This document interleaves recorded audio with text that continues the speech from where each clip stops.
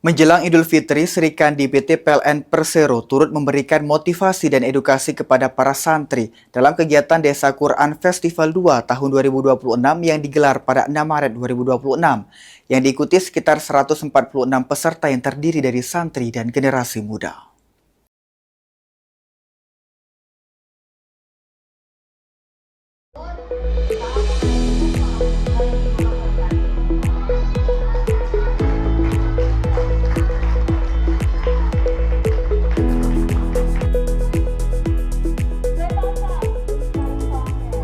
Festival ini menghadirkan sekitar 100 tokoh inspiratif dari Sumatera Selatan yang berbagi pengalaman dan motivasi untuk mendorong generasi muda meraih cita-cita.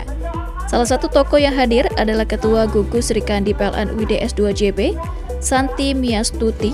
Dalam kesempatan tersebut, ia mengajak para santri untuk terus semangat belajar dan berani memiliki cita-cita besar. Menurut Santi, para santri memiliki peran penting bagi masa depan bangsa jika terus belajar dan berpegang pada nilai-nilai Al-Quran. Salah satu peserta bernama Zikra mengaku sangat terinspirasi.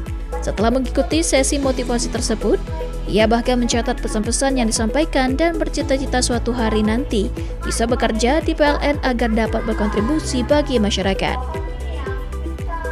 Direktur Quranic Farm, Denny Satria Mandala Putra menyampaikan terima kasih kepada seluruh pihak yang telah mendukung terselenggarakannya kegiatan ini. Ia juga mengapresiasi semangat para peserta yang mengikuti setiap sesi kegiatan dengan antusias.